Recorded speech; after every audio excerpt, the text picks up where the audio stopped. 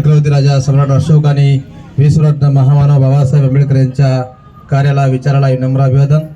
इथं उपस्थित तथागताचा हा भिक्खू संघ आणि जिल्ह्यातले सर्व सन्माननीय आंबेडकर चळवळीतले नेते, सर्व बाबासाहेबांच्या लेकरांना माझा क्रांतिकारी जय भीम।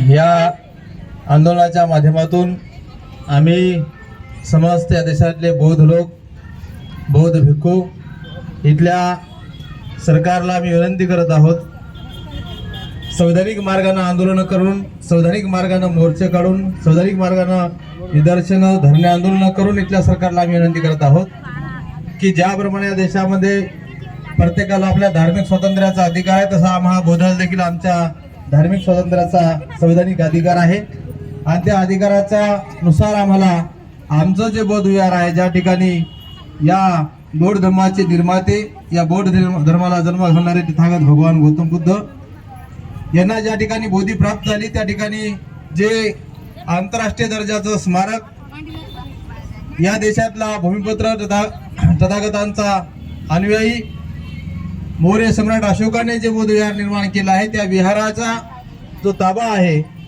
आज तारखेमध्ये बौद्धांच्या हातात नाही। ते या देशामध्ये जे लोक बौद्ध धर्माला विरोध करतात, जे तथागताच्या विचाराला विरोध करतात, जे लोक तथागताच्या धर्माला बुडवून या देशामध्ये प्रतिक्रांती घडवून आणू इच्छितात, बौद्ध धर्माच्या विरोधाचे विचार या देशामध्ये राबविण्याचा प्रयत्न करतात, अशाच लोकांच्या हातामध्ये आज बौद्ध विहार आहे। ज्यांना तथागताचे विचार चालत नाही, त्यांना तथागताचं बौद्ध विहार कसं चालते, अशा प्रकारचा या आंदोलनाच्या माध्यमातून इथल्या सरकारला आमचा सवाल आहे। म्हणून जो काही कायदा या देशामध्ये संविधान लागू होण्याच्या अगोदर निर्माण झाला, तो कायदा संवैधानिकरित्या आपोआप रद्द होतो, परंतु सरकारची उदासीनता आणि आमचा सरकारमध्ये नसलेला सहभाग यामुळं गेल्या 70 वर्षापासून आमच्या मानगुटीवरती जे लोक आमच्या धर्माचे नाहीत, अशा धर्माचे लोक, जे लोक आमच्या विचाराशी एकमत नाहीत, आमच्या विचाराशी सहमत नाहीत, समतेचा विचार मानत नाहीत, अशा लोकांचा आमच्या बौद्ध विहारामध्ये व्यवस्थापनामध्ये सहभाग आहे। बौद्ध विहारामध्ये जो काही फंड निर्माण होत असतो, भारतातल्या लाखो लोकांच्या पर्यटनातून निर्माण होणारा फंड असेल, जगभरातल्या बौद्ध तथागतांना मानणाऱ्या जो काही जगभरातला बौद्ध संघ आहे, बौद्ध लोक आहेत, त्यांच्या माध्यमातून मिळणारा जो फंड आहे, कोट्यावधी रुपयाचा जो निधी आहे, हा निधीवरती डोळा ठेवून या देशामधले जे ब्राह्मण आहेत, हे ब्राह्मण त्या बौद्ध विहारामध्ये थान म्हणून बसले आहेत। आम्ही नेहमी सांगत आहोत की या देशाची एक संस्कृती आहे, या देशाची एक संस्कृती आहे, एक ब्राह्मण संस्कृती आहे आणि एक बौद्ध संस्कृती आहे। ब्राह्मण संस्कृती ती आहे जी संस्कृती या देशामध्ये गायी पाळत नाही, गायींना चारा घालत नाही, गायीचं दूध काढत नाही, गायीचं शेण काढत नाही, गायीच्या दुधापासून दही बनवत नाही, दह्यापासून तूप बनवत नाही, पण तुपाशिवाय खात नाही, अशी एक संस्कृती आहे।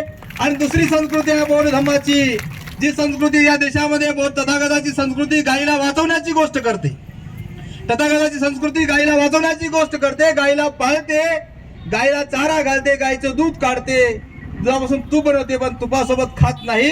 ही अशी एक तथागताची संस्कृती आहे, धर्माची संस्कृती आहे। ही परस्पर विरोधी 3500 वर्षाचा इतिहास आहे, परस्पर विरोधी संस्कृती या देशाचा इतिहास आहे। आज तारखेमध्ये ब्राह्मणी संस्कृतीचा राज आहे।